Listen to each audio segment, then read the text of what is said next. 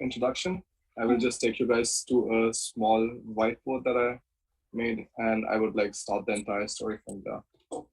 So I think one of the biggest problems that I see generally in the Indian education system is that you have this like big event which happens after the 12th grade, which is the IIT JEE exam, and this is essentially the make or break scenario for many of the people. Like many people lose their self-confidence for entirety after this happens, and some other people they are happy, but the number of people who are actually happy is very, very limited. And I think this is something that is a big problem, because this divides you into people believing themselves in tier 3 level or something, that they're tier 3 product, that they cannot deserve anything better and things like that, which was also something that I personally faced when I was essentially going through this entire phase. So I will quickly tell you about my story, then I will talk to you about the different kind of businesses I have in Germany and across Europe, and what kind of lessons that they teach me, so that you can also understand like how you can essentially go ahead and do the same things if you want to do that. So my name is Farad. I did my master's from Technical University of Hamburg in Germany, and that was essentially something which I really appreciated, because it gave me so many different kind of opportunities to understand management. So I think another quick thing that I can already say in the starting, if you want to do something in the side of business or something, I think it always makes sense that you are also doing something in a relevant field, like you're studying some relevant field, so that you at least have the basic motivation to read up on those subjects, because sometimes they can be very helpful. I started my story with BTech. So I did my BTech in civil engineering in a university name which is just way too long. It's Deen Bandhu Chhotram University of Science and Technology, and it's in a small village essentially in Haryana. It's a state government university, the only next thing that you can get inside after NIT Kurukshetra. So I got there, was chilling out with my friends in the starting few years, and at that time I really realized that okay, if things keep on going this way, if I'm spending time with my friends and not really putting it into anything productive, that is not going to be helpful at all. So that's the reason I decided, okay, now it is time to do something. So what many people do during this time is in the third year of their GATE, they in their bachelor's, they start preparing for the GATE exam. And of course, most of my friends also did that. But for me, I went there for a month, and there's this institute in New Delhi called Made Easy. I went there, and I saw that there are again 400, 500 students who are studying in one single room. They're sitting and they're listening to these lectures, and I'm like, if I do this again, I will go back to the same kind of depression phase that I had after IIT JEE, because you just have a massive breakdown in confidence if you do not really go through this exam and you are not selected. So this was a big problem. So I was like, okay, I'm absolutely not going to touch it. I don't care about UPSC. I don't care about IES. I am not caring about GATE. What I want to do is something different, where I can have a little bit more freedom to do the things exactly how I want them to. So I started looking for, conferences and stuff.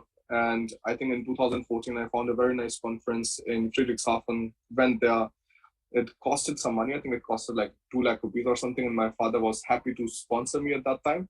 But he was like, you better make that money back in your internship. So the next time I was like, okay, I did my conference in Germany. So that gave me some kind of benchmark to understand how life in Germany is going to be. So that was 2014, the first time I went to Germany. 2015, I went again for an internship, and the internship was pretty well paid. So it's 900 euros, which roughly translates to around 80,000 Indian rupees per month. And I was able to save most of it because my rent and stuff was very low. So I saved that money, was very happy to give that money back to my father and to kind of pay off for this conference thing. And in 2015, I decided, okay, this is definitely a super nice place to be at. And all of these, negative feelings that you have that, okay, you're from tier 3 college or something, and the life is absolutely horrible just because you couldn't get into NIT, IIT or something, that really went away, because that made me realize that, okay, there's a separate type or separate, country of people who absolutely do not care what kind of university you studied in. If you see in India, sometimes your mohalla aunties, like they're already like gossiping with each other and like talking about, yeah, my son got here, somebody else's son got into that university and so on. Not in this country. Here, absolutely nobody cares. So that was something which was really motivating to me, because I was like, okay, like, even if I made some wrong decisions or something, this does not really mean that my entire life is going to stay the same way.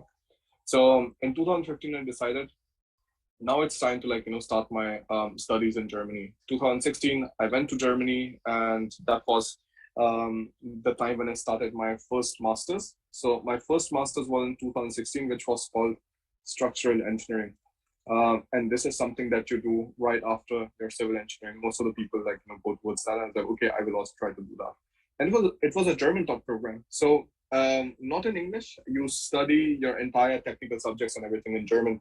And for this, it just took me around like 6 months to brush up my German, and essentially, like, starting from zero. And that I did at the end of 2016 when I was in my last year of bachelor's. Started structural engineering, but I quickly realized that, hey, I absolutely hate this. Even though I really liked the company I was working for previously, and that was what motivated me to, like, go ahead into structural engineering. But I was like, if I do this, like, I'm going to absolutely lose it. So 2016, and then afterwards in 2017 itself, I was like, this is not going to really work out. So 2017, I need to shift. And then I shifted to the program that I essentially graduated with, which is called International Management and Engineering. This gave me a lot more insight towards marketing, about starting up businesses. They had different kind of startup sales, operations research. So all of these things are very, very helpful. And you just, like, could understand way more things and understand how you can apply these things into the real life. Also around that time, so I forgot to mention, like, in 2015 itself, not even 2015. So I met Alina during the time of this conference. So that was also the time, like, when we got married and stuff. And that was a very interesting story. We met on a train station, and we met because I was not really understanding any kind of German. So at that time, it worked out well. But to everybody else who wants to come to Germany, I think it is very important to know that you should learn German. So we were at the train station. I asked, like, the train is late or something, and there was nobody around, so I could just ask her. And then we went to this information station and so on, and, like, we started talking from there. 2016 to 2019, essentially, that was the entire journey when I shifted from structural engineering to management. And then from management afterwards, I went ahead and I finished my degree. And that was me, like, super happy with my degree certificate of Master of Science from TUHH, because that was something that I always wished to do. Now, around the same time when I started recording in progress, when I started my master's in 2016, I started my YouTube channel, because that was something that nobody was talking about. Everybody wants to go to US, everybody wants to go to UK, Canada, and so on. But what they don't realize is, like, whatever dream that is being sold to you when you're sitting in India about US, Canada, and so on, it is not really the same when you go there, because there are so many things which are different. US has a very nice marketing for themselves. Like, they have the entire Hollywood, most of the series that you watch are American series and so on. So when you think about US, you have a separate set of feelings. And many people who, they are actually not that happy, because the safety is not the same. Even, like, I was sharing on my Instagram stories today that if you're in US and you want to have a kid or something, you don't get any kind of maternal leaves and so on. So the work environment is very bad. And Germany is completely opposite to that. So Germany has very nice welfare system. You have very nice working conditions and so on. So I started talking about all of that, and, like, from that moment, I started this YouTube channel back in, like, January 2017. And what you have to do when you start anything on the side where you are not in an employment scenario, you have to register a business. So I started my first company, which was started in Germany, registered in Germany, and yeah, we started from there. Learned a lot about, like, taxes and everything, and what kind of things to do and what kind of things to avoid and so on. 2019, I think the business, like, made us enough money that we were able to buy a house. And that is when we established our second company, because we bought the house as a business, so that any kind of expenses you have, you can write them off and you don't have to pay essentially taxes on them, which is very nice. So this is our house. This is on an island in Denmark, which is called Ero, and an absolutely beautiful place. and really like that. In 2020, I started my other business, which was brand device, and then in 2021, I ended up making it into a private limited, this time in Romania. And this was also the time when I essentially did the first thing that I really wanted to do, and that was buying myself a boat. Like this was me, like with my father and my younger brother, like in Germany, like having this boat. And then afterwards, when I ended up buying my boat, that was like a complete circle, something that I exactly wanted to do. So the fun thing about like coming to Germany that like you should really keep in mind is that you're not stuck in one single country. Like you're stuck when you go to UK, when you go to Norway, or when you go to Turkey, or like any of these other European countries which are not a part of the EU. So I started my journey in Germany, but then afterwards, if you see we ended up going to Denmark, we started a business there. Then afterwards we went to Romania, we started a business there. Right now I'm in Turkey and just chilling out during the winters because the winters are a bit colder in Europe.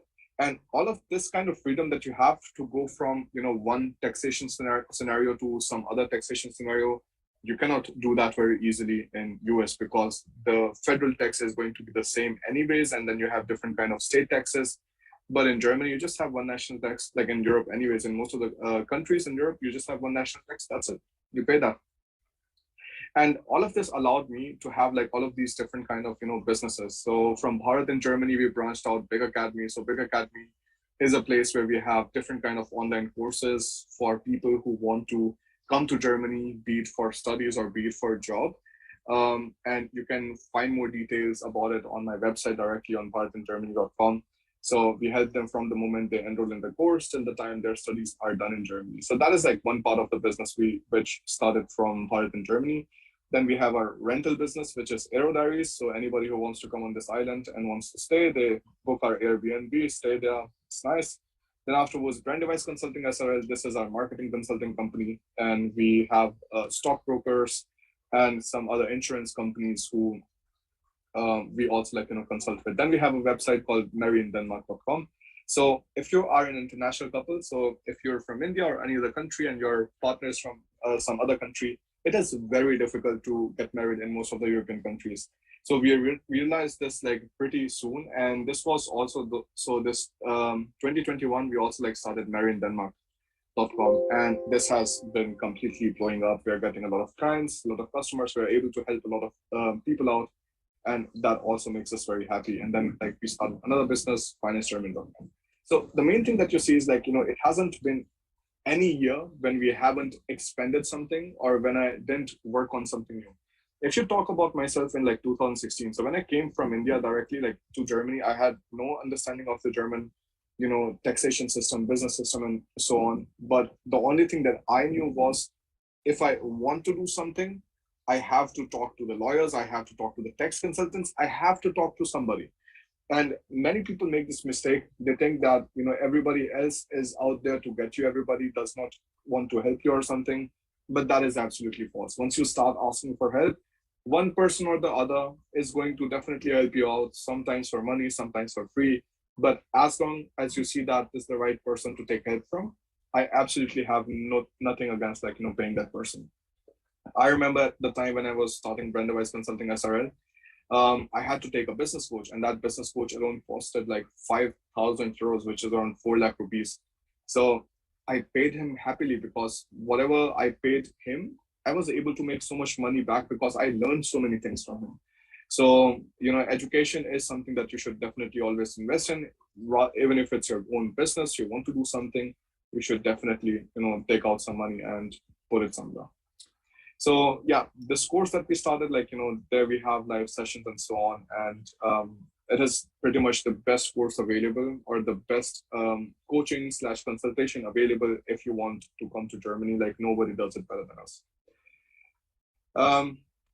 Talking about the investment portfolios, I think it is very important, once you start making any kind of money, you know the right places to put that inside. The biggest thing that you should avoid doing is that whenever you have any kind of income stream, that you just directly burn it. That's the worst thing you can do. Now, if you talk about this, I was doing my master's in 2016. I was doing a part-time job in a company called WTM Engineers. Then after that, I was doing YouTube. You saw I started in 2017.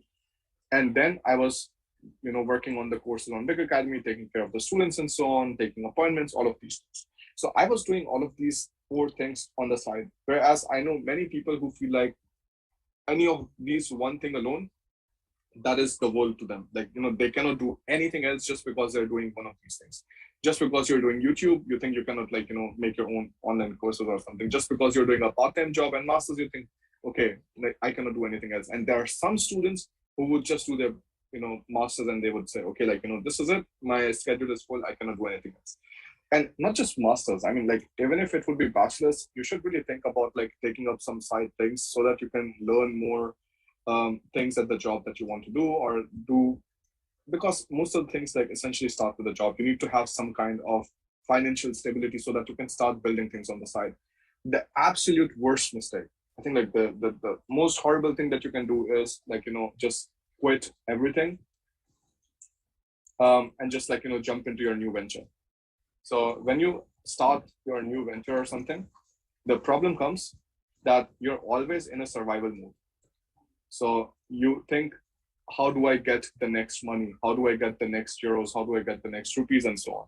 You never think long term. And that is why I always say it is very, very bad that when you want to start something new, you just say, okay, I will quit everything and I will start something new. Bad advice. Anybody who says that, don't listen to them, because this is something that you should not be aiming for. Have something on the side which builds you up, because that also gives you purpose. If you're doing something uncomfortable, it is going to always motivate you to do something that you like to do. And for us, like, if you think about it, like, our journey has been absolutely crazy. And for somebody neither Alina had money, nor I had money. I remember the times when we were living together. There were times when we just had around 600 euros, 650 euros or something per month. And if you know about this kind of money, that is very less money to live at all, because 500 euros would directly go from rent. We would have 150 euros left. 150 euros would be for us to pay the phone bills, to pay for the food and so on. So that was really bad times for us. And we never took any kind of help from my parents, because for us, it was hey, if ever we make it in life, we would feel so proud that we were able to accomplish all of this exactly by our own and not by our parents' help or something. So that really always pushed us ahead, because it was okay, it is us against the world, and we always were pushing ourselves ahead. So I think this is where I can give you the next best advice, which I think many people think in a wrong way in India is if you have a strong partner, if you have a good partner, a good partner will make the work 50% easier for you. They're going to push you, they're going to push your head, and you're going to waste less time. There are days sometimes when Alina and I we're working on our own things the entire day. The moment we are eating or something, we sit down together, we talk to each other about what is going on in the business and so on. And then of course when you have outings and stuff, you go out for a dinner or something, then you relax, you talk to each other. But I think having a good partner, when you're doing something of your own, that is very important. Whereas if you think about it, having a bad partner, that can screw things up so badly. Now imagine in our story, at the time when I started my master's in 2016, Alina was also studying, and that's why we were making this much, 650 euros per month. But then in 2017, when I shifted my program, Alina started working in the Indian consulate in Hamburg. So consulate is a branch of an embassy. So Indian embassy in Germany. So she was a part of it, and she was working there for 3 years. So at the time when I was working and I was doing a part-time job and trying to run the business and so on, she was the financial support so that I could build things up. And I remember the first ever camera that I bought for YouTube was something that Alina bought, because I did not have the money for it. And now once you become the strong pillar, you can support the other person. For example, right now, Brenda Weiss and Bharat in Germany is doing really well. Mary in Denmark needs support. And that's where all of our efforts are going inside. So I think this is also something very important. I think it is a wrong mindset that you should wait till you're established or something, wait till everything is done, and only then think about getting married or something like that. I would say if you have a good partner or something, and everything aligns, then I think it makes no sense to get married that late. Alina and I, we got married when we were 21. Now we are 26. So like for us, it was an absolutely great decision. We will be 27. Yeah, Alina will be 27 in 2 weeks, and I will be 27 also like pretty soon. So that's the story. I mean, like, you have to keep these things in mind. And like, there are some things which most of the people do differently, which is something that you have to keep in mind. So with this, I want to like come towards my key lessons, and there are going to be 6 of them.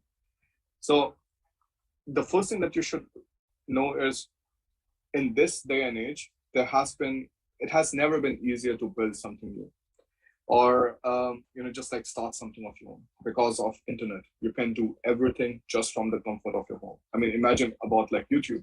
Like, who knew that YouTube is going to pick up so in such a crazy way, and that is going to like branch out into like so many other things that we could have never started if I never started YouTube, right? This thing would have never come into existence. There would be no Bharat in Germany. Now there are so many other people in Germany, like everybody, like just starts copying and stuff. But like, hey, this is the original. This is the largest place and largest community for studying and working in Germany. And that started because you do something consistently and it starts showing results. So yeah, never has been easier to build something new. I think like social media presence can really take you to places. So if you have any kind of thoughts, ideas whatsoever, definitely see if there's already a market for it and like start testing it out. Then I think the second thing I want to talk about is something that I'm saying it also because of my younger brother. So I see like many people in the younger generation. So I'm not that old. I'm still 26, but I see like still like people starting out like 20s and so on. They think like, okay, I'm just going to do stock trading. I'm not going to do anything else, which is absolutely nonsense, because like just investing in stocks is not going to make you rich. So if you take a look at this, I have a stock portfolio of around 172,000 euros, and in cryptocurrency I have around like 60,000 euros combined. And this is the money that I made, like I kind of generated after I was having my businesses put inside here. And then you can think about getting some profits, like investing long term. But if you are relying completely on somebody else's business, on somebody else's company, because that is something that not you are doing, I think that's a very, very bad long-term thing that you can do. So yes, if you want to do something on the side, play around with some money, gamble whatsoever, you can do it. Yes, many would say like stock trading is not the same as gambling, but the number of people who actually make money from them is like 0.03%. So I really would say do not really rely on that. Now, always ask, right? This is a very important tip that I essentially understood through these years of like, starting different kind of businesses. And that is, if you have an idea, always ask. If you want to write some company in an email, if you want to ask for sponsorship, if you want to like ask, hey, if you want to be a speaker in my session or something, just send an email. And the maximum that somebody can do is say no. That's it. They're not going to kill you. They're not going to like eat you alive or something. They're not lions that they're just hungry and like just waiting to pounce on you. Nope. They're just going to say no, and like that's the worst that can happen to you. And if you got a no, with this, I want to like bring it to the fourth lesson, which is like, if you got a no, you have to recalibrate and try again after a while. I think this is a bad advice which many people give, which is like, don't take no for an answer.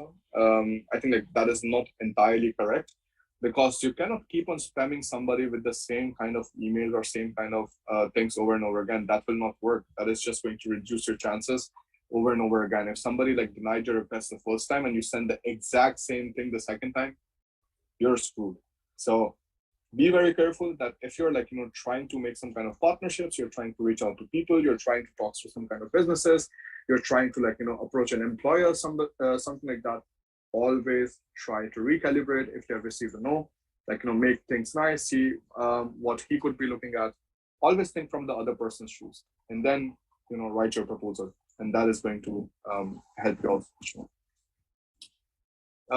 Then afterwards, one another thing that I want to talk about is about the good times and the bad times, because right now, like, things look pretty nice for us. Like, things have been doing really great.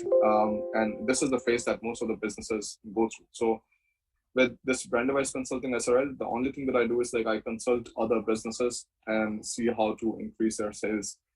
And when I talked with different kind of business owners, I see like, 1 week they're absolutely happy, absolutely euphoric, and nothing could go wrong, nothing could kill them. But the next week itself, they're just like completely down. The sales are going down. They're not happy or something. And that is something that you have to keep in mind, that if you're in bad times right now, then the good times are definitely coming for you. So you have to keep in mind, but they will come for you if you're putting the effort inside, if you are constantly working, if you're constantly trying to be better at something. But if you have good times right now already, then don't do something stupid.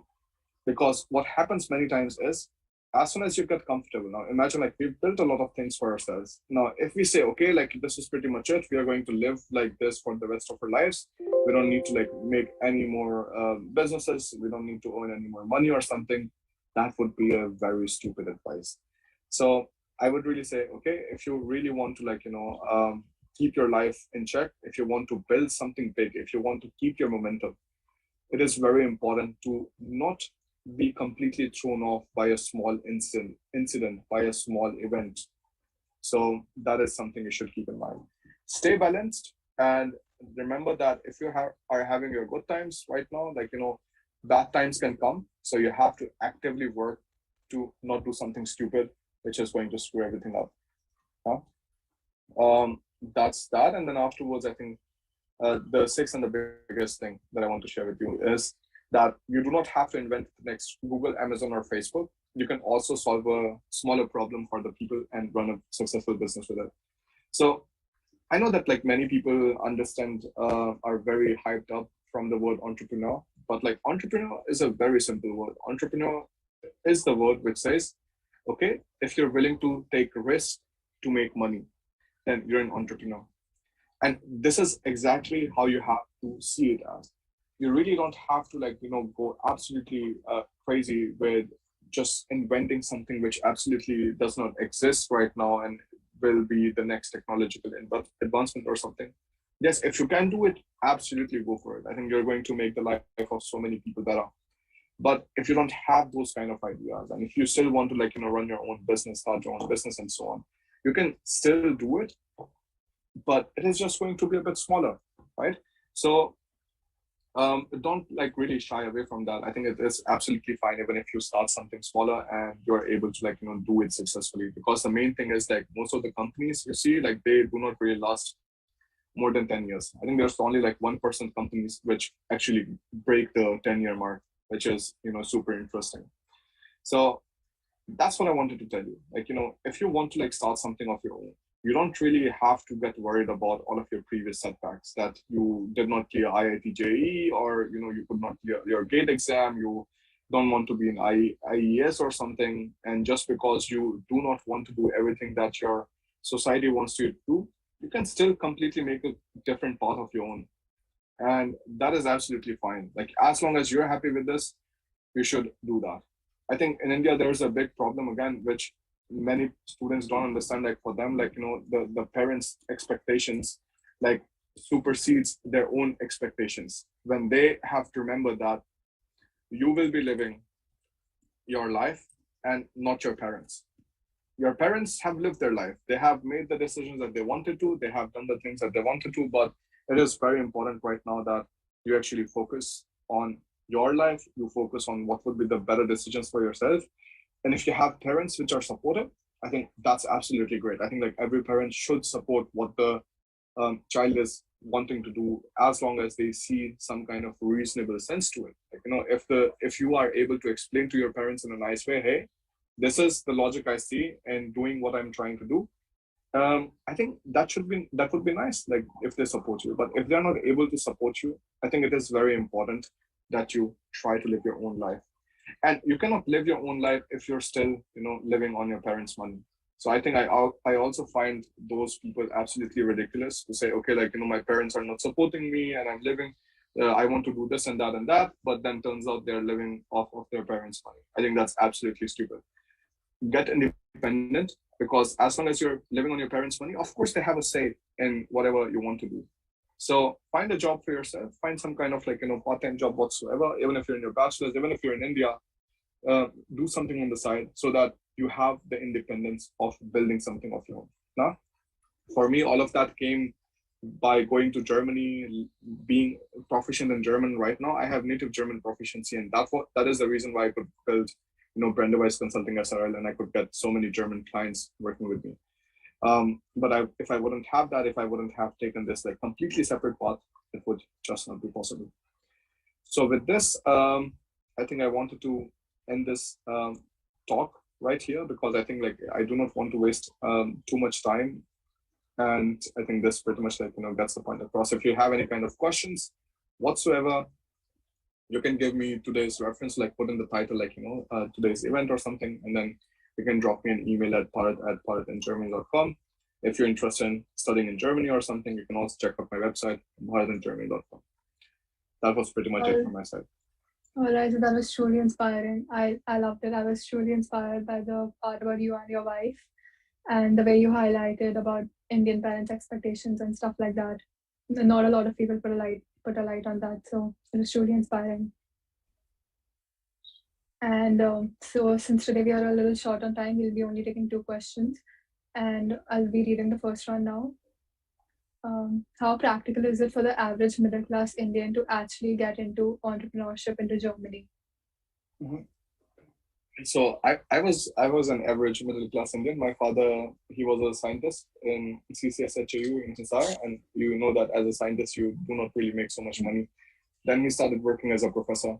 So the main thing is like when you go abroad, what you have to see is like whatever is making you money right now, whatever kind of like part-time job, whatever you're doing on the side to feed your main business, you have to keep that in check, and you have to keep in mind that your first business is not going to start making you money right off the bat. Maybe it takes a few years, but for it to grow to that stage, you have to do something on the side. There's no way ahead. All right. Okay. So, and should we move on to the next question? Sure. Should we? Okay. So next one is undergraduate versus MBA versus starting up. What is your perspective? What is better to pursue for an aspiring entrepreneur? Right. I personally do not think like undergraduate really makes so much difference. I mean, like you're still pretty young. Unless you have an absolute conviction, you will not really understand like what you want to do in your life, especially in bachelor's. I had no idea. Like if you think about it, I still like, did 1 year of masters, and then I still shifted to another masters. So I think like MBA could be an interesting thing because it like really puts you into the right kind of people. It puts you in the right network. You get to know a lot of like business owners and so on. And I don't think it is really a question of like versus at all. I think like it is something that you can do on the side. Like that's the problem that I was talking about previously, that many people think that if they're doing their masters, if they're doing their MBA, if they're doing their bachelor or something, that is the only thing they can do. That is stupid. Like you have 24 hours in a day. I was doing 4 things at the same time. And I think you should also like really try to do multiple things on the side, so you can like, essentially do what you want to do. Yes, that was it. I think. Thank you so much, sir, for being with us here today. Yes, it was a pleasure. Thank you so much. It was our pleasure. Thank you.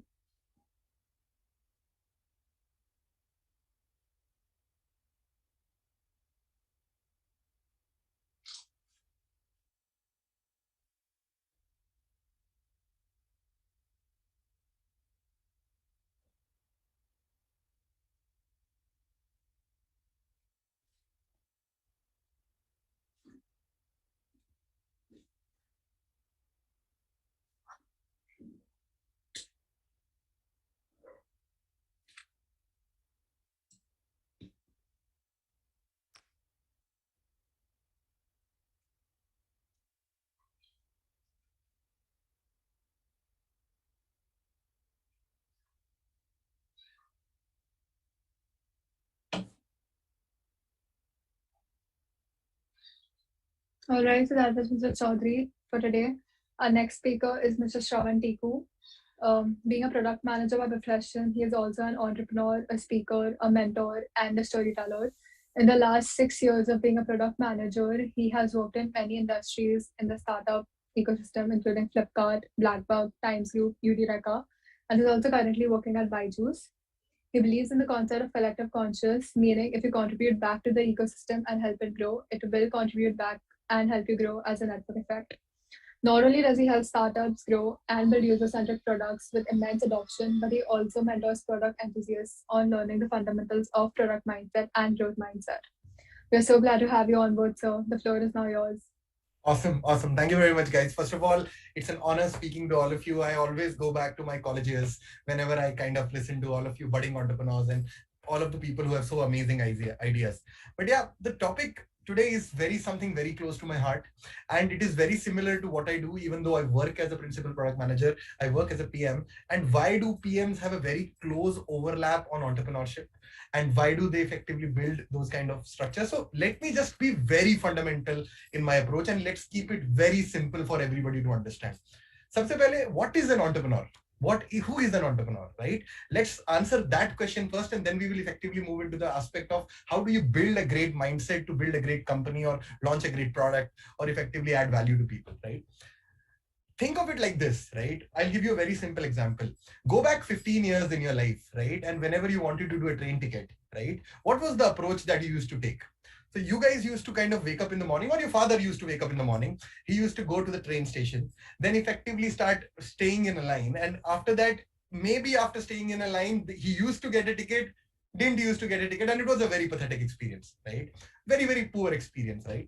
Now, what happened? Like 10, 12 years later, somebody saw that there is this thing called the internet, right? And internet kind of gets access to all across the globe. You don't have to be physically present. So why don't I leverage that and kind of optimize this entire experience of buying a ticket, like for which it may take me 2-3 hours, because going to the station, standing in a line, waiting and all coming back home, can I not optimize it and make it in 10 minutes or 15 minutes, right? And everything. And what happened at that point of time? Somebody thought of IRCTC. Right? IRCTC, and they effectively made IRCTC, and you can do the same thing in like 10 minutes. Now, what happened at a very fundamental level? You already had a solution, but which was not good, right? And then somebody came and built an amazingly scalable solution, which all of the people can use and also get insane value, because you have now reduced the time duration from 4 hours to 10 minutes. So it's a 10x better solution, right? That is exactly what entrepreneurs do, right? They effectively try to build solutions, right, which effectively solve a problem in a 10x better way than the previous solution. Another very simple example I'll give you is, go back 7-8 years, right? Whenever you wanted to buy food from a restaurant, kya karte the? You used to pick up your bike, go to the restaurant, ask for this. You might get the dish, you might not get the dish. Lot of things, lot of permutations and combinations, and you've spent money on fuel also, right? But what happened? Like 2, 3, 5 years back, somebody thought of, why don't I create a marketplace? Why can't I just do it on the click of an app, right? And the same thing happens right now, that effectively, that whenever you want to buy something, you just open Swiggy, ye khana hai, I'll take biryani, and it reaches to your house, and everything is simplified, and you probably pay $50 more for it, right? Now, what does that bring? This brings us to a very, very critical, fundamental first principle. And what is typically a first principle? And why am I talking about a first principle? A first principle is something which is the fundamental truth of life, right? Like you need water to drink. After 100 years later, humanity will still need water to drink, right? Similarly, there is one concept jo bachpan mein bhi bahut suna hoga, mitochondria is the powerhouse of the cell. It is a first principle, right? So a first principle is something, it's the lowest or the most indivisible thought of an idea which adds value to a person's life, and that is the core human behavior. And entrepreneurs focus on core human behavior. Like, I'll give you another example, and then I'll move to the definition of an entrepreneur, and then probably move there. Another example is, let's assume I ask Sahil or Om or anyone in your class ki, okay, you want to go from Chandigarh to Delhi. I'll give you one option is a Mercedes. The second option is a Tata Nano. What will you choose? 99% of you would choose the Mercedes, right? The reason for that is because anything that adds comfort or happiness to your life effectively or value to your life adds a happiness or a comfort quotient, right? So logically, your experience in a Mercedes is far more better than sitting in a Tata Nano. Now, what it leads to, right? Whenever there is happiness in your life, if I ask you the question 10 times, there are 10 trips, and out of those 10 trips, what will you choose again? Out of 10 times, all 10 times, you'll still choose a Mercedes. So value brings happiness. Happiness brings repeat usage.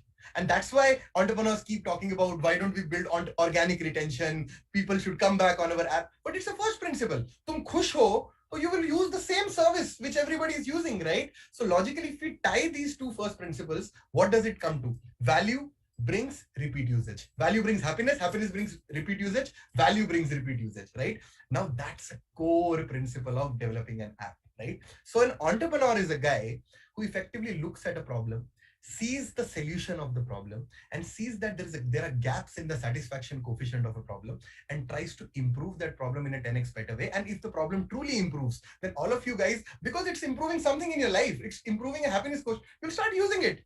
ऐसा कभी हो सकता है क्या कि today you will plan कि if I'm not getting a train ticket, let me go to the station, let me stand there in a line? Never happens. So they have brought a paradigm shift in your thought process. So an entrepreneur is functionally a guy who tries to build such a solution that gets you hooked on that service, right? And the only way you can move away from that solution is if you build a better solution, even better than that, right? So now this comes to a very functional question that, okay, so you told me, Shravan, that entrepreneur is a great problem solver. He thinks in a very far more scalable way. But your mindset aata kahan se? Well, how do I identify there is a problem? There are so many startups all across, and everybody says that any idea that you think of, there is a startup for that. So there was this very famous line that Apple used to speak about, there is an app for that. There's an app for that. Anything, there's an app. Now, this comes to a very interesting observation that the first thing for an entrepreneur to notice is that, is there a problem? Is there something that I need to solve, right? And how does that come, right? The first thing that typically any entrepreneur really focuses on identifying a problem is something which I called as compassion funnel. What do you mean by, so how do you define compassion? Compassion ka Hindi mein matlab hota hai karuna, kindness. So logically, let me give you a very simple example, and I feel comfortable explaining it in the context of examples. Assume that all of you guys in some way or the other would have been affected by COVID, right? You must have seen people all around in your family getting affected in one way or the other, right? But the core philosophy, let's assume your best friend God forbid, contracted COVID, right? What's the first thought that comes to your heart? Yaar, kash main isko ye problem se nikal leta. I wish I could have done something in which he could have come out of it. Now, if that's the first thought, then you are thinking outward towards somebody else's problem, right? That leads to this coefficient called curiosity, right? Now, if somebody is truly close to you, so you will put anything and everything to effectively ensure that he gets out of that problem, right? So you come up with a solution, right? It makes you curious. Can I make an oxygen cylinder at home? Can I figure out that solution? Now, here is another learning which distinguishes us from an entrepreneurial mindset. An entrepreneur not only looks at the problem or the compassion that he's solving, but he also looks at the scale of the problem. What I mean by that is, another example that I would give you is, let's assume you are a pet lover, and I'm pretty sure majority of the people in the crowd would be pet lovers, right? And a major problem that people face being pet lovers is that in their own society, either pets get killed by cars or they get starved to death, right? Now, most of the people, the first thing that somebody can think of using the compassion funnel is, why don't I adopt the pet? It's a simple thing. There is a puppy, I will take care of it. Now, this solves a problem for one puppy. What is the next best solution? Let me open an NGO. I'll solve it for 300, right? Again, it is again for 300, right? But you're not solving it for 10,000 or 20,000 or 50,000, right? Not scalable. What is the third approach? Let me open a marketplace where there are people who want to buy pets and there are stray pets, and I'll just match them. Now that's a scalable solution. There can be millions of users who can come on the demand side and the supply side, and they can effectively marry, and you're getting every pet a home, right? And that is exactly what happened. And there is this startup called NMIMS, which recently raised a $37 million series round for the very same idea, right? Now the idea is very simple. How do you save pets, right? So logically, your curiosity leads you to passion, because passion effectively is defined in such a way that I truly want to solve this problem. And if I want to truly solve this problem, then I have to solve it at scale. Then only there will be a true impact, right? So compassion leads to curiosity. Curiosity leads to passion. Passion is something that where I see that I'm duly passionate about solving a problem. I don't care if my solution is bad or not, or I will consistently improve it till I am effectively able to eliminate this problem which exists, right? It might take me 10 years, it might take me 20 years, it doesn't matter, right? But that is where I'm passionate about. And passion typically leads to this concept, which is called critical thinking. What I mean by critical thinking is that now once you think that, okay, my solution is only addressing 500 people. If I have to make it addressable to 10,000, what are the things that I will need to notice on? Okay, my platform should have a very good onboarding service. My platform should, so you will start thinking on fundamental pillars to make it scalable, right? And that is where critical thinking as an aspect comes across. Critical thinking is what is the core level where I should focus? What is the core lever where I should focus that this solution becomes very, very scalable and very, very insightful and valuable for everyone? Like a very simple example, another give of critical thinking is Uber, if it had 10,000 users or it has 1 million users, right? If you couldn't find a ride in 30 minutes, would you have used it? Oops. Yep, you would. Would you really care कि 1 billion user use कर रहे हैं, 10,000 use कर रहे हैं? For you, it is, I should get a cab in 30 seconds. As simple as that, right? That is exactly where critical thinking comes in. Ki my solution should add value to everyone, but should also work at a horizontal level at scale, right? That is what Amazon does, right? You go to Amazon, you functionally see that Parth's homepage will be personalized to him. But even though there are 100 million users who are using it, so for you, your homepage is of value. So this funnel, that once you're truly compassionate, when you start looking outward, right, you will start noticing problems around yourself. Another very interesting problem is, see, I'll give you a very simple, interesting example, and you would be amazed to know. The problem of Milk Basket as a startup which they wanted to start, what was that problem? Finding milk at the right time, at the right place, at the right price. Such a simple problem. कैसे लेते हो दूध? सुबह जाते हो, you go to a shop, buy milk. That's the problem, right? But when you did that problem at scale, right, it became a startup called Milk Basket. Because any problem at a very fundamental level is simple to you and me, right? Buying milk, simple problem. I'll go to a shop, I'll buy it, right? But let's assume I ask you the very same question. Can a shop address 100 million customers with the same problem? They can't. They can't. And that is why a simple problem, which is a single variable problem, right, becomes a multivariate problem at scale. And that is where we need critical thinkers, because they need to think of what are the different variables that I need to think of. Like Uber, at a very fundamental level, it's an Excel sheet. इस side गाड़ियां हैं, दूसरी तरफ लोग हैं, और क्या है, मैच कर रहे हो. लेकिन when you make it to 100 million users, then there are not these two variables. There's a variable of security. Are people secure? There's a variable of toll tax. There's a variable of what is the road quality. There is a variable of, is there a union which is not allowing cabs to run, right? So all of these variables, and this becomes a hard problem at scale, and that's why entrepreneurial mindset is difficult to get. Now, अब ये बात तो अब तुम बोल दोगे यार कि all of you guys will say यार श्रवण, ये बात सुनने में तो बहुत अच्छी लगती है यार कि critical thinking होनी चाहिए, ये होना चाहिए, first principle thinking होनी चाहिए, लेकिन बनती कैसी है यार ये? How does it happen? मैं तो कर नहीं पाया कभी लाइफ में. I have never been able to think like this. The best ability to do that is a very simple concept which is called art of observation. What do you mean by observation?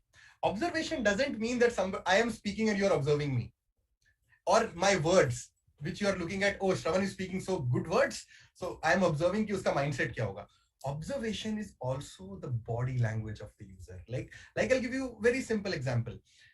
When you book a cab, right, more often than not, everything is fixed. You know that where the cab driver has to come. The cab driver knows where he wants to come. But 90% of the time, the cab driver will call you. कि यार ma'am कहाँ पे आना है?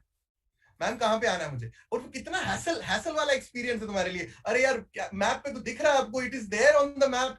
Why can't you find your own way? But you're not able to. So your body language changes. You get irritated, even though you are still taking the service, right? So observation tells you a lot of things about your end user or your customer. What does he truly want?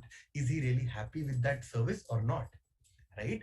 And that can only happen when the other person becomes very comfortable in nature. And one of the things that I keep speaking across in an entrepreneurial mindset is that whenever you're talking to your end user for who you want to solve a problem for, sometimes the best way to get the best insights is this one statement that has been spoken by George Bernard Shaw. Sometimes the best way to gain control is to give control. Let them be in the driver's seat. Let them speak out their mind. That this is what I want. This is what I feel like. This is what affects me. This is what doesn't affect me. right? That if this happens to me, it really, really is good for me, right? And that is where the first attitude of humility and compassion comes in. Are you a person who can effectively allow the other person to be comfortable and get their needs right? If you get the needs right, your first problem of entrepreneurship is solved. You figured out what somebody truly wants, and that is the biggest problem. Most of the times people end up going to a problem statement which is biased in their head. यार कि अरे ये तो चलेगा क्योंकि अरे I am a Telugu speaking girl, so Netflix में तेलुगु का फीचर होना चाहिए. There should be a button, but is it really viable for everyone? Does that make sense for everyone? Nope. So you're biased towards those opinions. But once you have this attitude of compassion and attitude of observation, right? What you will see is that I don't need answers. I just need their motivations. And if I get those motivations, I am the person who will build an answer to it, right? So that's the first skill set an entrepreneur wants to have. That is art of critical thinking, which is very, very important, right? Now, after building that art of critical thinking, right? What's the second skill set that an entrepreneur should truly have? Is this skill set called art of prioritization, right? Now, why prioritization is important? Again, the very same question that I keep asking, why? Kyun karna hai prioritize, right? A very simple example of this is, let me put it this way. Okay, fair enough. If you tomorrow want to buy a flight ticket, right? And you go to cleartrip.com, and on cleartrip.com, the homepage doesn't show you from and to. What will you do? Will you search the entire website to figure out where I can fill from and to? Or you will just leave that website and go to make my trip? That's how it's going to happen, right? So logically, in a digital world, where everybody knows, right? You don't have a direct human relationship with that person. So the only relationship can happen through the information that you're giving the person. And that information should be relevant in the first 15, 20 seconds. He's not my relative who's going to stay on the website and say, कि नहीं यार मैं तो ढूंढ के ही रहूंगा, मेरे को यही website use करनी है. Doesn't work like that, right? So logically, you have to give enough information to the user in the limited attention span that he has, that he feels, अरे यार मैं तो यहीं से करूंगा. This is the best place for me to do it. So logically, if your user is effectively just spending 15 seconds or 20 seconds with you, why do you expect that if you put information, if you don't develop the skill set of prioritization, how would you scale a business, right? Because if what you build the best business in the world, but your information is all scattered, it's very dense. Why would somebody stay on your website even if you're giving a value to it, right? And that is where it becomes essentially extremely important for an entrepreneur to know what he has to focus on and can he prioritize stuff or not. One of the very interesting ways that I tell people that one of the best ways to develop this skill set of prioritization is this philosophy called constrained thinking. You always let me put it this way. You are an entrepreneur, you have 5 crore rupees, and there's another entrepreneur who has 10 lakh rupees, right? And both of them have the same agenda, right? They want to build a great product. Same product, same space, everything is same. Which entrepreneur will have to invest a lot of time on material prioritization, resource prioritization to build the same kind of product? The person which has limited amount of money, because he knows that he has less amount of money to focus, right? To effectively add value on. That is exactly what you do as a thinker. That what you do is, like I as an entrepreneur, whenever I want to see that whether my product is going to be successful and it makes sense, what I do tell myself is, okay, there is an idea that I want to explore, right? And in order for somebody to give me true feedback upon it, can I write that idea on a piece of paper? Now, the only constraint is that I tell myself that I cannot write a 5,000 word story. Nobody's going to read that. I put a constraint that I have to write it in 100 words. The moment I put this constraint, it becomes very hard for me. Like if I ask Sahil or Om, tell me this thing, okay, tell me what you have done in the last 5 years of your life. यार तुम 5,000 word की story लिख दोगे कि मैं यहाँ गया था, then I started college, then this thing happened with me, then I couldn't get placed here. But what if I ask you this question in a reverse manner? Tell me the same thing but in 50 words. What will you do at that point of time? You will automatically start stripping stuff. That no, the actual stuff the meat has to stay, right? If this skill set you truly develop, right, then your product, your positioning of the product will become very, very relevant.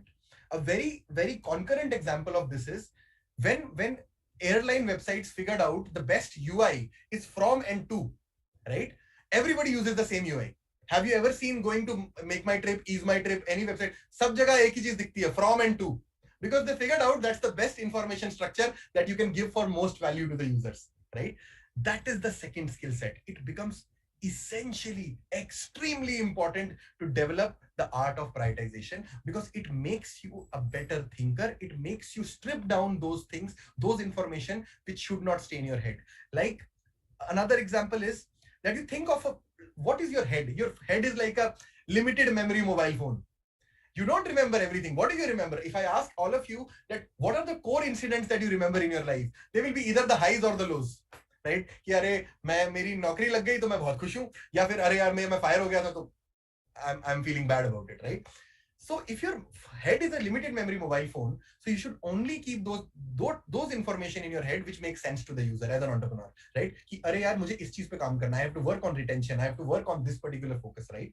So that is the second core skill set that you develop. That is the art of prioritization, and it starts off with constrained thinking. If you can do that thing, that is amazing. The third and the most critical piece is, which is generally overlooked and not done in the right possible way, is something called the art of feedback. Right? Now, I'll give you a very simple example. So think of it like this. You are a very smart guy. You thought of a problem. You understood the problem. You figured out these are the 5 things. Let me put it this way, that you are thinking of a problem, and what happened, you started off with a solution with certain variables in mind. Like, let's assume you started a note-taking website like Chegg. You started a product like Chegg. I'm not sure how many of you have heard a product like Chegg. Chegg is a US-based product which specifically focuses on learning through homeworks and stuff like that. And they're a $1 billion company. They're a $1 billion company. They've made a lot of money through that, right? Now, let's assume you thought of 3 variables in your head. That one, a user should be able to see the assignment. A user should be able to do something else. A user should be able to highlight an assignment. Right? Now, these 3 things, they go and they effectively, you take the product, and then you see that my product is not scaling as I intended, or the metrics through which I measure the success of the product, they're not scaling as fast. So what will happen? You will go to your end user and you will ask him, यार कि क्या दिक्कत है sir, आप मेरा product use क्यों नहीं कर रहे हो? And then you will get another feedback that, sir, everything is okay, but I also want you to download these notes. That feature is not there with you. That is not the value that you're giving across, right? Now, if this feedback would have not been concurrently given to you, right, you would never be able to improve the product. And you need to, and because entrepreneurship is a non-deterministic problem. It is not like a simple problem of drinking water. It's an ambiguous statement. You think there are 3 things important, there is another thing that you missed, right? And the only thing that you can get that feedback is if I can truly go to my target customers and ask, what makes you make this decision? Did I miss something as a variable, right? Like, let me put it this way. Like when Myntra started, they initially had this hypothesis that if we make very good products, if they are trendy, women will buy.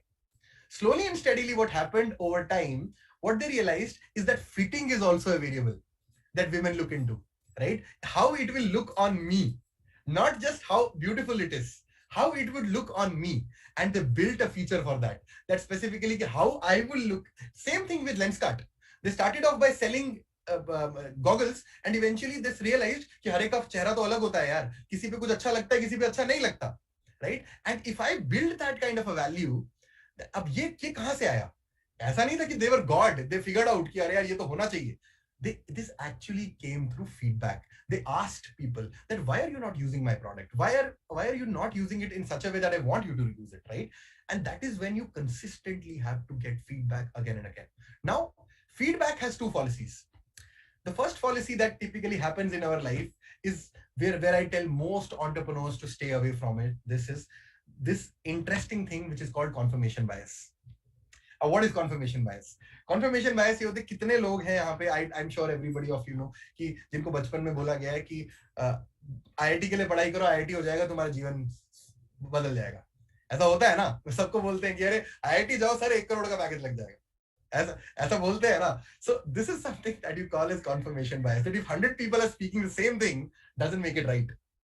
It doesn't make it right, right? Because it's a bias in their head. They have limited information. So an entrepreneur has to be extremely objective about that. I am not looking into an opinion, but I'm looking into a perspective. There's a difference between an opinion and a perspective.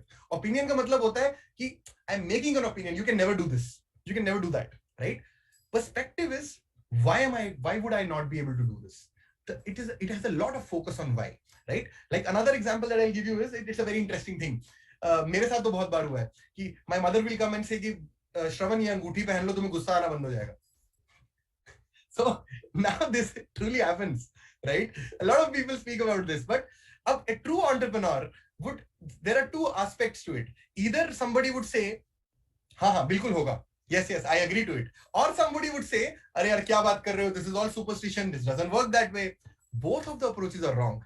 The actual approach is, can you give me more data about it? Can you tell me how it has worked on it?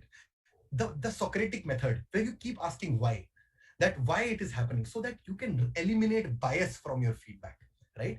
Once you eliminate bias from your feedback, you get a very good sense of that what is missing in my product, right? And you try to build across that particular aspect.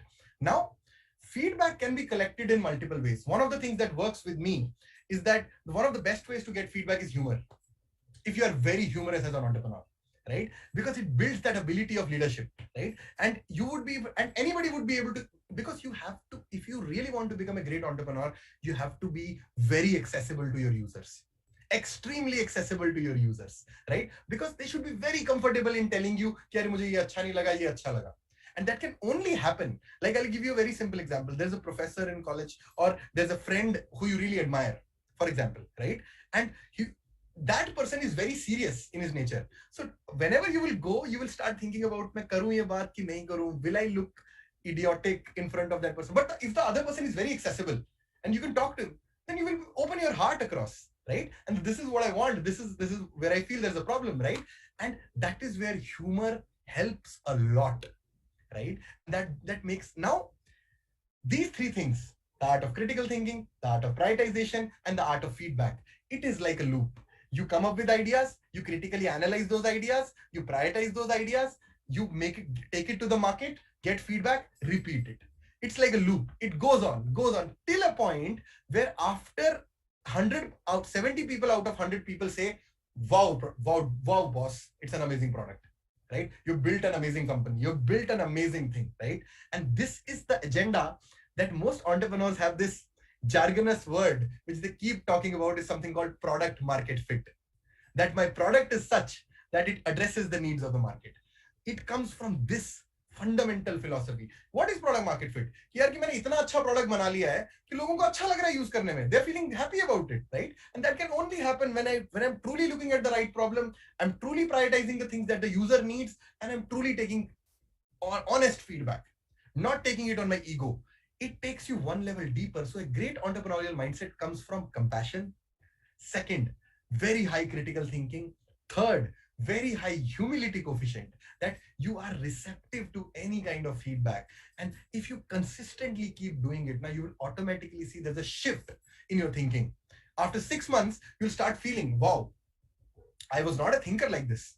Now I am critically analyzing things, right? And that is the reason you see a lot of entrepreneurs keep having a lot of conversations, because conversations are the best way to grow. Like, I'll tell you a very simple example to just notice this. Whenever you study for exams, more often than not, the maximum learning happens through your peers. Having conversations. Yaar, ye maine economics ka topic hai, yaar, ye mere ko samajh mein nahi aa raha, why don't you explain it to me, right? On the contrary, if I give you an option, yaar, kitab se padh lo, doesn't work.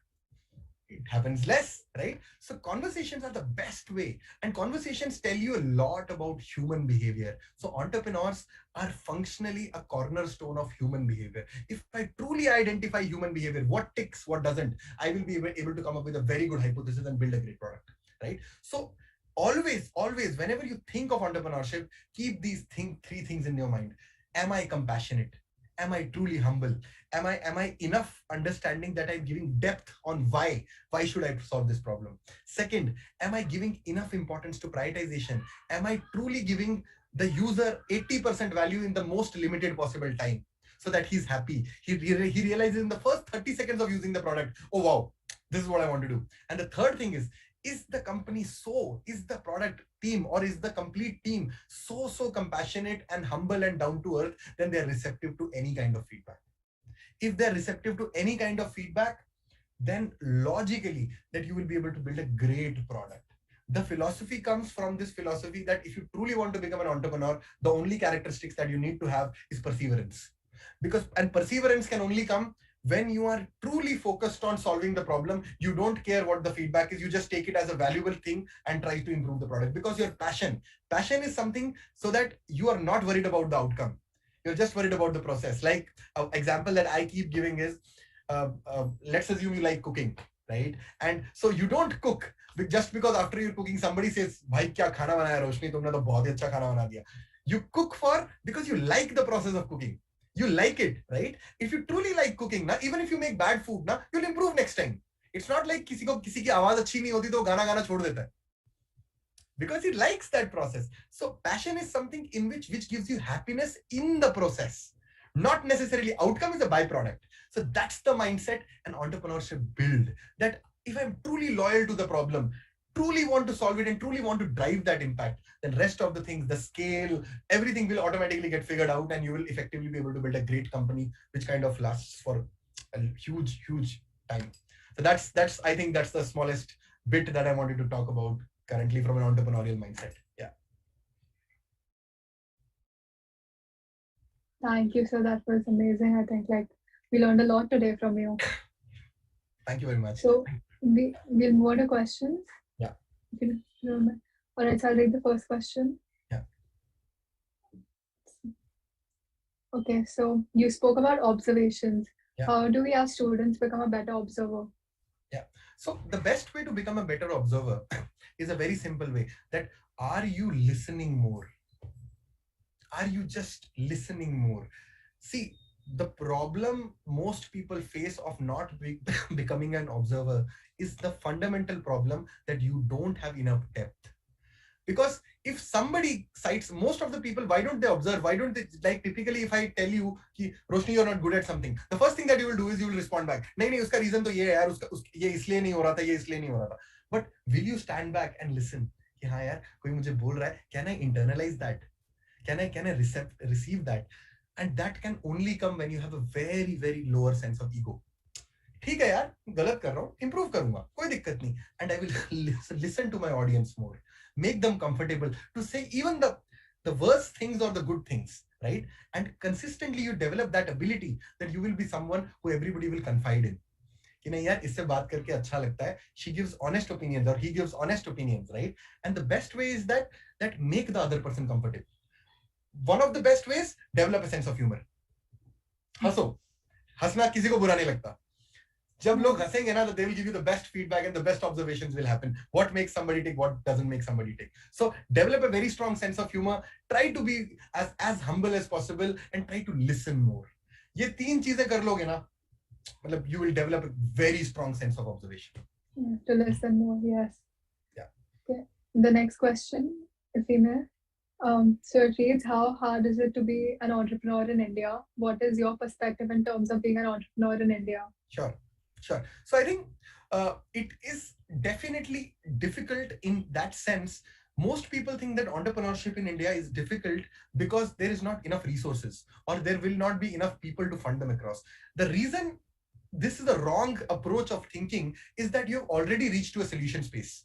You already think I know the problem, I know everything, I know each and everything. Now I want to build up. इसके लिए कोई मुझे पैसा नहीं दे रहा यार, तो मैं क्या करूं? What do I do about that? But that is a very wrong way of thinking. The biggest problem that entrepreneurs fail is because they have not understood the problem space or the needs well. Like I'll give you a very simple example. मैंने college में क्या किया था? So we wanted to build this website where we wanted to share notes, right? The first thing that I wanted to notice was that, is this a viable idea? Like before exams, what happens? All of you reach out to your seniors, ki yaar hame notes de do, ye de do, wo de do, all of those things. Now everybody wants, if somebody gets that collection of notes, very curated somewhere, everybody will go there. I still remember my college days when we used to go to the stationery shop, ki bhaiya ye notes print out karke de do, ye hamare ye ek jo topper hai usne banaye hain. Now what I did was a very interesting thing. I just collated those notes, put it in a drive and shared it on WhatsApp. And what happened is that everybody started sharing. And that was a very strong emphasis of the need that everybody wants that. And now I have validated that need. सब लोग कर रहे हैं और उसके लिए मुझे ₹1 भी नहीं लगा. I just wanted to create a Google Drive. मैंने उसका एक छोटा सा POC बनाया और देखा कि यार what's the behavior that I want to drive. If people truly like it, they will share it organically. And they did it. And once we made that website is currently getting used in IIT Roorkee. And people are still using that website even today. And they're making money out of it. It's a revenue source for IIT Roorkee. So the fundamental thing that an entrepreneur should think of is that, have I understood the problem well? If you have truly understood the problem well, then you can do, in today's internet is so cheap, in $10 you can do an experiment. Just do a small proof of concept that if you truly want it or not, right? Like another example, like you're doing an entrepreneurship website, the kind of response that you will get, what did it take? Maybe some amount of effort, but it's not like you spent $1 million organizing this. Probably you spent maybe 50,000 rupees or 40,000 rupees or whatever that amount of money, and you got a response around it, right? Now you automatically know it's a very small proof of concept. Tomorrow you want to do it at a 10,000 scale, you now have feedback for that, right? And it's a very interesting way to look at it. So always be nimble. There is this philosophy of lean startup. Be very lean and try to validate the idea. If you've truly validated the idea, there is the entrepreneurs, like, why do you think Elon Musk as an entrepreneur is very successful? And do you know, he spoke about Tesla's master plan in 2006 when he didn't even make Roadster. So if you go to Tesla's website and write Tesla's blog, so there is this interesting thing that will come there, Tesla's secret plan. And the last 4 lines of that secret plan is build a supercar, build an affordable supercar, build an even more affordable supercar, make sustainable energy the life of the future. Don't tell anyone. Don't tell anyone. That's my plan. And he says that, so he has already thought of the problem so well that he knows that it worked today. Today it's $1 trillion company. So how can somebody predict that? It can only happen that in India also, or anywhere in the world, if you truly understand your customer. If you truly understand your customer, then nobody stops you from being a great entrepreneur, right? So that's the answer that I wanted to give. Yes, it's difficult because understanding your customer is not an easy thing to do. It's not easy. Yeah, awesome. Yeah. So we have a last question for today. Sure. What is a better approach? Should one be question-oriented or solution-oriented? Like asking questions or constantly being on the lookout for solutions? Sure. So I think it's a very interesting, so I'll give you a very interesting anecdote, right? So how many of you know that there was this philosopher called Socrates, right? Who was a Greek philosopher, right? Now, Socrates was never famous for his answers, right? But he was famous for something which got developed as something called the Socratic Method. The approach was that I don't have the answers. I'm not God. I don't have all the answers, right? But I can ask more questions and it will give him far more perspective. So the attitude of asking more questions gives you so many perspectives, which I was not even thinking about, right? And once you start thinking about, then while you start thinking on the solution, you have all those perspectives into account, right? So you should, and unfortunately our education system makes us think like templatized users. Kya iska answer to yahi hoga. If I want to go to management consulting, मुझे MBA करना है. क्यों भाई? Why? If I want to be a product manager, मुझे इधर जाना है. मुझे ये course करना है. Right? That's not the answer. The answer is that, have you developed your critical thinking enough? Have you thought of the problem enough to understand? And the best way is ask as many questions as possible. It doesn't matter. Unfortunately, हमारे system में हमें सिखाया जाता है कि question पूछना बुरी बात होती है. It makes you think that we are not smart enough. But unfortunately, the people who ask the most amount of questions typically end up becoming the smartest people in the room, right? So definitely, whosoever has asked this question, very interesting question. It is okay not to know all the answers. It is absolutely fine. But it is not okay if you don't give enough emphasis on knowing more about what you want to solve, right? So I think that's the answer that I wanted to give. Yeah. That was a great answer. So I think all of us learned a lot today. Awesome. It was a pleasure talking to all of you. Thank you very much. Yeah. It was our pleasure, so thank you. Yeah. So awesome. We hope you enjoyed being here with us today. Absolutely. It was a pleasure from my side too. Thanks a lot. Bye-bye. Yeah. All right. So thank you all for joining Life of an Entrepreneur today. We are glad that we got such an amazing response for the event, and we all learned some good life lessons that we shall incorporate in our day-to-day lives. And a special thank you to our mentors, faculty members who have been a constant guidance to us and today as well. So on that note, we shall conclude this event. And thank you for